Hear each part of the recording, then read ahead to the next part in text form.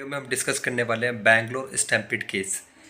अभी इस केस से रिलेटेड एक बहुत बड़ी न्यूज़ सामने आ रही है कि बैंगलोर सिटी पुलिस ने 2 पर्सन्स को अरेस्ट किया, जिसमें एक तो है marketing head of RCB Nikhil Sosale और दूसरे हैं आरसीबी की इवेंट मैनेजमेंट कंपनी डीएनए के हेड जिनका नाम है सुनील मैथ्यू। इन दोनों ही पर्सन को बेंगलुरु पुलिस ने अरेस्ट किया। एक्चुअल में ये सारा जो अरेस्ट का जो प्रोसीजर है वो तब हुआ जब कर्नाटका सीएम सिद्धरामैया जी ने जो है बेंगलुरु सिटी पुलिस के कमिश्नर बी दयानंदा को हटा करके नए कमिश्नर के तौर पे सीमंत सिंह को अपॉइंट किया है।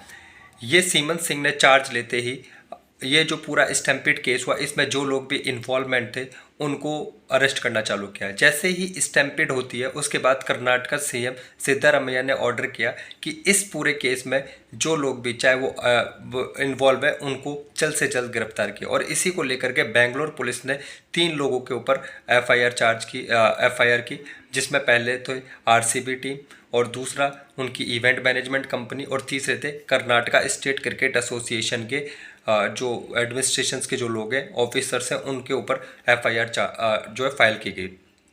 हालांकि पुलिस का ये कहना है कि कर्नाटका स्टेट क्रिकेट एसोसिएशन के जो ऑफिसर्स हैं वो थर्सडे नाइट से ही गायब हैं और उसकी उनकी तलाश है या उनको ढूंढा जा रहा है, उनके लिए भी आगे प्रोसीजर किया जाएगा।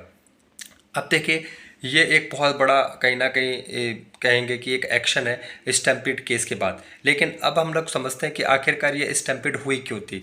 तो देखिए जैसा कि हमको पता है कि आरसीबी 18 साल के बाद आईपीएल जीतती है और इसी विक्ट्री को सेलिब्रेट करने के लिए 4 जून को एक बहुत बड़ा सेलिब्रेशन का ऑर्गेनाइजेशन होना था बेंगलुरु सिटी में।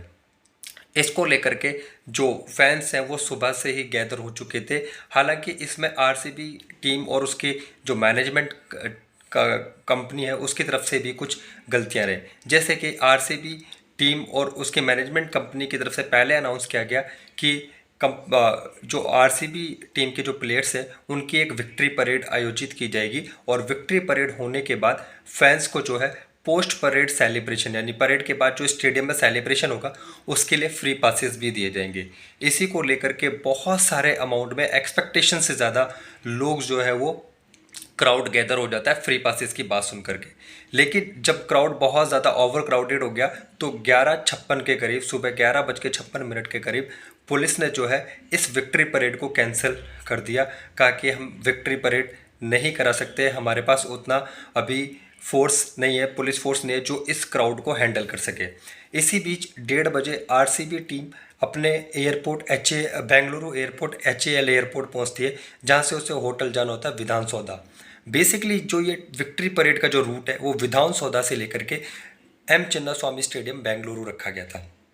लेकिन क्योंकि विक्ट्री परेड तो कैंसिल कर दी, अब इसी बीच जैसे ही आरसीबी टीम अपने होटल से सीधा स्टेडियम की तरफ जाती है तो लोग उस स्टेडियम में पार्टिसिपेट करने के लिए फ्री पासेस को लेने के लिए स्टेडियम के बाहर और बहुत ज़्यादा अमाउंट में लोग इकट्ठे हो जाते हैं। इवन पुलिस का ये कहना है कि 3 बजे के अराउंड जो है 1 किलोमीटर के अंदर 1 किलोमीटर की रेडियस में 50,000 लोगों का क्राउड इकट्ठा हो गया, जिसे कंट्रोल करना पुलिस के लिए काफ़ी चैलेंजिंग था, काफ़ी मुश्किल था और कहीं ना कहीं उसमें पुलिस फेलियर रही, जिसकी वजह से ये पूरा इंसिडेंट हुआ।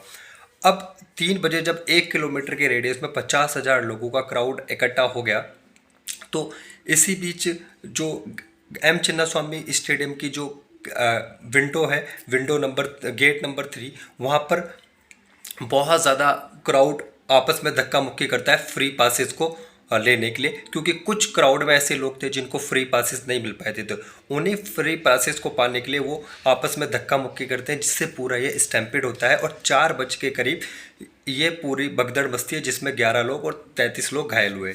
तो बेसिकली ये पूरा इवेंट कहीं ना कहीं हम देख रहे हैं कि इसमें आरसीबी मैनेजमेंट और कर्नाटका स्टेट क्रिकेट एसोसिएशन और बेंगलुरु पुलिस की लापरवाही रही कि इन चीज़ों को पहले मैनेज किया जा सकता था। बट जो भी रहा ओवरऑल, इससे कहीं ना कहीं 11 लोग और 33 लोगों ने अपनी लाइफ को लॉस में तो डाल दिया है।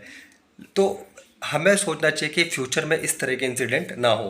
हालांकि ये पहला इंसिडेंट नहीं है इंडिया में कि जो भगदड़ पहली बार हुई है। इससे पहले भी पिछले 1 डेढ़ 2 सालों में भारत के अंदर 3 से 4 इवेंट ऐसे हो चुके हैं जहां भगदड़ के केसेस में बहुत सारे लोग मारे गए। जैसे हम बात करते हैं अभी रिसेंटली 3 4 महीने पहले कुंभ मेले के दौरान भी भगदड़ मची जिसमें 50 से 60 लोग मारे गए। दूसरा, दिल्ली रेलवे स्टेशन पर भी अभी भगदड़ हुई थी जिसमें 18 से 19 लोग मारे गए थे। तो ये पहला केस नहीं है। इंडिया कहीं ना कहीं इस तरह के स्टैम्पेड यहाँ पर इंडिया में लगातार देखने को मिलते हैं। और जब हम बहुत सारी रिपोर्ट्स देखते हैं तो उसमें देखने को मिलता है कि जो डेवलप्ड कंट्रीज़ हैं उनमें पिछले कुछ सालों में एक भी स्टैम्पेड केस हैपन नहीं हुआ है, जबकि इंडिया में पिछले कुछ सालों में ये लगातार कहीं ना कहीं स्टैम्पेड के केसेस बढ़ रहे हैं। तो ये क्यों हो रहा है? कहीं ना कहीं इसके पीछे एडमिनिस्ट्रेटिव नेग्लिजेंस है और पुलिस प्रशासन का कहीं ना कहीं कॉपरेशन नहीं। तो मे बी इस पर गवर्नमेंट को थोड़ा वर्क करना चाहिए और लोगों की लाइफ की वैल्यूज़ को समझना चाहिए। तो आज की वीडियो में केवल इतना ही था। थैंक यू, धन्यवाद।